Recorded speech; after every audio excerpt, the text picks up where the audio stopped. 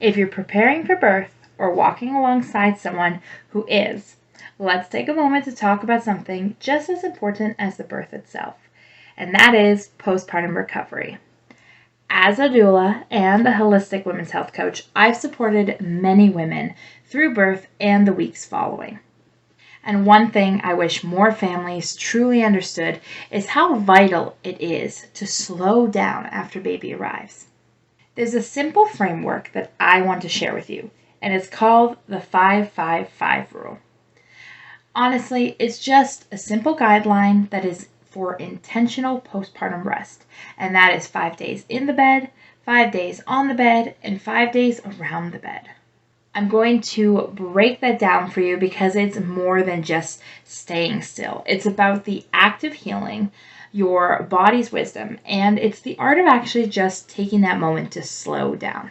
Love and blessings, beautiful people. My name is Elizabeth Vanderbilt. I'm a holistic doula and a women's health coach currently residing in Saskatchewan, Canada. I support people throughout the province, and I also help people virtually online. Everything said in my videos are just for educational purposes only. I'm not here to give out medical advice because I'm not a doctor or a medical professional, and I never claim to be. So please, as always, do your own research, which you currently are by watching, and consult a healthcare professional if you so choose. Giving birth is not just a physical event. It really is a whole body experience. Not only are you going through changes physically, hormonally, and emotionally, but also on an energetic level. Your body has done something extraordinary. It has opened, it has expanded. Your womb, which is the center of your being, has transformed, and now it's time to heal. I like to say it's like running a marathon.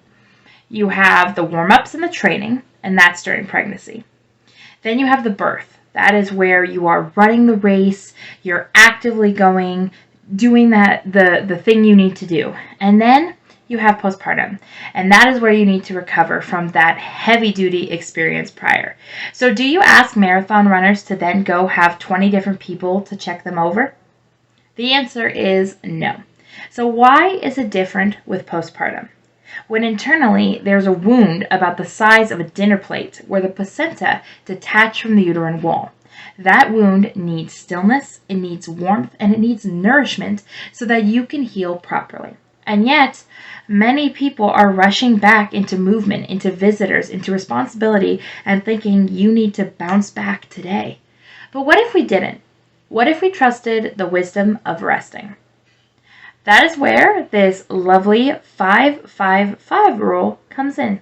Let's start with phase 1, 5 days in the bed. In these first 5 days, the invitation is to stay in your bed as much as possible.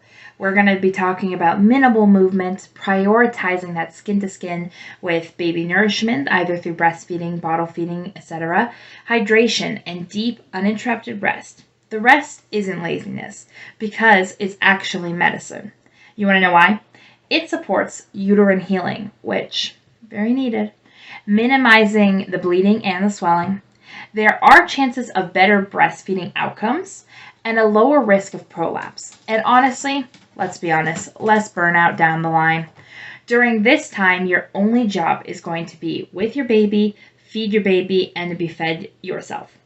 Let the people around you bring the meals. Let the dishes sit, let them do the to-do list. You are the priority right now to focus on yourself. Phase 2 is going to be 5 days on the bed. So some people like to mix this up with the first one because, yeah, it sounds very similar. But the next 5 days, you might feel a little stronger. You might be tempted to bounce back and get into things. But we're not here for that narrative. Instead, the invitation is to stay close to the bed. So maybe you want to sit up more. Maybe you want to walk to the bathroom here and there. Maybe you want to spend time in a chair by the window. The main goal is, though, to stay rooted. You want to avoid lots of walking around the stairs, avoid long walks, and let others take over house tasks. Let your partner or your support team bring baby to you when needed. Because honestly, this time is to continue nurturing that you're healing and to foster a better bond with your baby without the distractions of daily life. And I know you're thinking, this sounds really hard. This doesn't sound like something I could do, but I have more ideas later that I want to talk about. So keep watching. Now it's 5 days around the bed. These are the final 5 days of the 15-day rest cycle, and that is for gentle movement around the house. So now is the time to do the stairs. Now is the time to walk more often. But let's be real, you're not going to be running errands. You're not going to be cooking elaborate meals or entertaining 25,000 different guests that want to see the baby. You want to think up heating food, folding a onesie or two, walking around the living room, and sitting on your porch if the sun is out. The idea here is gradual. You're not going to rush. You're not forcing yourself to do anything. Your body is going to tell you if you've done too much. And often this is found through bleeding, fatigue, or emotional overwhelm. So honor the signals. Trust yourself. You know what's best for you. And if guests want to visit, it's okay to set clear boundaries. Invite them to come, but on your terms. Stay in your bed if you want. Greet them from under the covers. Let them see the real you and not a curated version. Because honestly, they are visiting you. They are not to be hosted by you.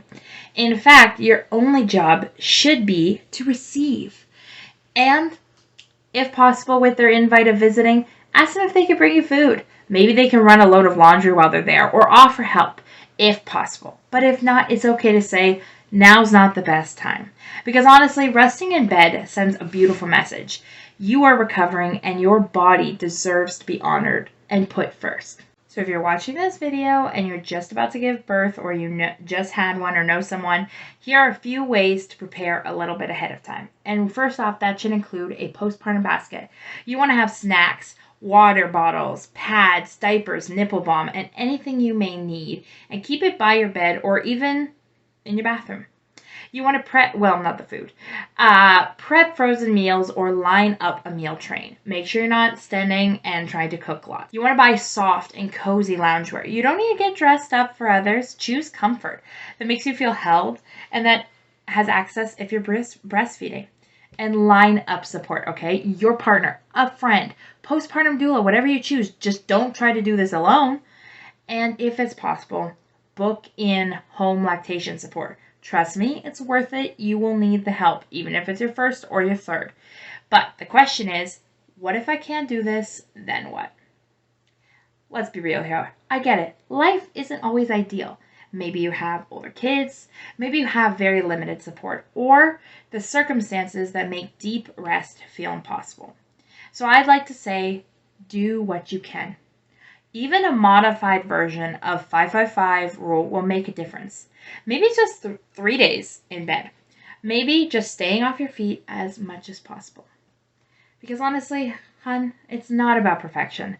It is about listening to your body and knowing what it needs. The 5-5-5 rule is a beautiful starting point for those who want to reclaim postpartum because it's a very sacred time and it's not just something to survive or something to bounce through. It's really a time to heal and connect with the new role you have to play. You deserve this and your body deserves that rest. Your baby will benefit from a rested and a nourished parent.